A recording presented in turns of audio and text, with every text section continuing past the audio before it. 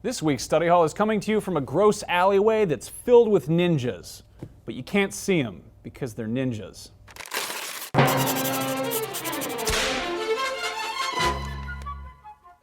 Welcome back to another episode of Max Scoville's Study Hall. I am your host and pop culture Sherpa, Max Scoville, and Study Hall is the show where I take a video game or video games that you may or may not be interested in, and I run down a pile of other movies, books, cartoons, music, art, etc. that I might feel would be up your alley. Get it? Now today I'm going to try something new. I'm not going to talk about one game in particular, but something that's a big part of video game culture. Stupid, goofy-ass ninjas. What inspired this terrible idea? Well, when I was at E3 earlier this month, I got to play two games that featured them very heavily. The first was Yaiba Ninja Gaiden Z, which is the ridiculous Western reboot of what's probably the longest-running video game ninja franchise, which puts players in control of a foul-mouthed ninja who's been reanimated as a cyborg after being slain by Ninja Gaiden's regular hero, Ryu Hayabusa. I saw like 10 minutes of the game, and it was some of the rudest and stupidest silly video game bullshit I saw at E3 this year, and I couldn't be happier about it. And then shortly after that, I saw something even more ridiculous and stupid. I checked out the new Shadow Warrior, which is the resurrection of the 1997 3D Realms first-person shooter starring Duke Nukem's racially insensitive Asian counterpart, Lo Wang. The new Shadow Warrior is also full of swearing and dumbass ninja violence, and I personally am stoked. Now, I'm sure right now some history buff is out there shifting uncomfortably in his chair, about to type a fussy comment about the historical inaccuracy of stupid video game ninjas. But guess what? Historically accurate ninjas never kidnapped the president like they did in Bad Dudes, they never breathed fire or froze people like the ones in Mortal Kombat, and they never put on sombreros and cut cars in half like in Metal Gear Rising: Revengeance. So shut up, imaginary history buff. Nobody wants realistic ninjas. Except for probably some people, but not today, guys. Like a lot of kids who grew up in the 90s, I always just kind of accepted ninjas as a totally normal part of cartoon, video game, and action movie culture, but it wasn't always the case. In fact, a lot of stupid ninja pop culture I was exposed to was probably inspired by when ninjas first blew up in the early 80s. That was a bit before my time, so I consulted my distinguished colleague, Headmaster Adam Sessler, about what his first memorable exposure to ninjas was. He pointed me in the direction of Enter the Ninja. Now, this is a very, very campy action movie, so to give you a sense of what type of a film this is, I'd like your attention for a complete 15 seconds while I show you what's possibly the greatest death scene in cinema history.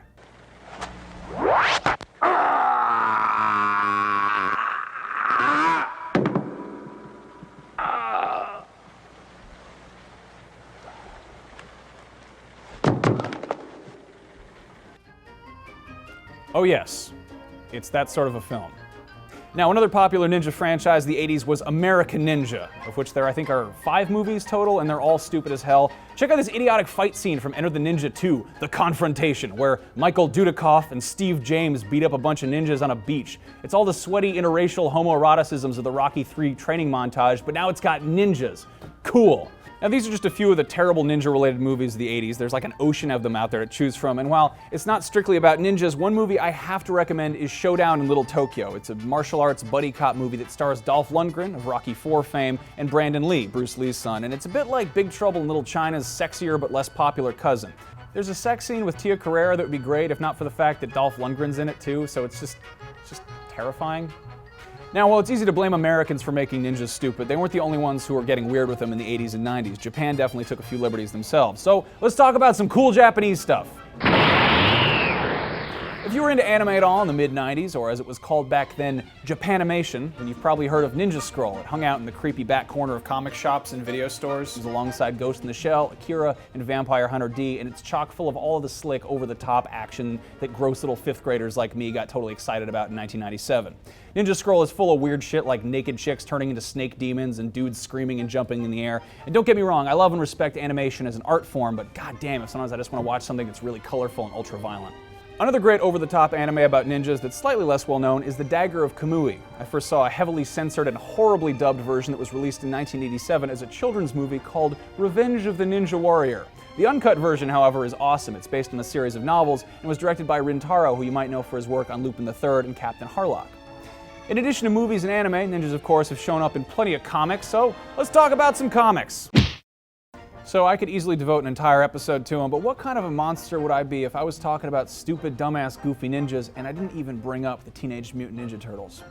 The heroes in the half-shell are more famous for their cartoon and movie appearances, but they first showed up in a 1984 comic by Kevin Eastman and Peter Laird, which was much darker than their later interpretations. Originally, the Teenage Mutant Ninja Turtles were sort of a parody of what was popular in comics at the time. In the Marvel Universe, the New Mutants had just started up, following a group of teenage understudies to the Uncanny X-Men, and meanwhile Daredevil had found himself facing off against the Hand, a group of ninjas that were running around causing mayhem in New York City. Eastman and Laird apparently thought the idea of a bunch of ninjas running around New York was either stupid or cool or maybe both, but they borrowed the idea, and the Hand became the Foot Clan. Now, the creator of the Hand was Frank Miller, who introduced Daredevil to his tragic ninja love interest Elektra, who was famously killed off and then resurrected, and then given a fate worse than death with that horrible Jennifer Garner movie. Following Daredevil, Frank Miller's first original project was his graphic novel Ronin, which is more about samurais than ninjas, but which was clearly an inspiration for the Ninja Turtles, so it gets a pass. I mean, look at the covers. Frank Miller gets a ton of love for Sin City and his work on Batman and Daredevil, but I think Ronin is one of his more interesting comics. It's about a masterless samurai who somehow gets transported to the distant future because of like demons or 3D printed nanotechnology or something, and the art and story is great, and it feels like a cross between Lone Wolf and Cub and Alien 3, kind of? Even though it's not technically about stupid, goofy ninjas, I will give it a pass because without it, we might not have had the Ninja Turtles. Anyway, this is by no means a definitive list. If you want that, go check out Ninjas in Popular Culture on Wikipedia. That is a big page. What are your guys' favorite ninjas in pop culture? Let me know in the comments. Unless it's Naruto. Sorry guys, I'm not into Naruto. You can't run around in an orange gi and say you're a ninja. Orange is the least sneaky color ever. That's why they make traffic cones orange. Naruto sucks. Anyway, another game I checked out at E3 was Titanfall, and everybody seems pretty stoked about that. And oh look, Pacific Rim drops next week too. If I didn't know any better, I would say giant robots were making a comeback. So let's talk about them. Until next time, I'm Max Scoville. Ninja vanish.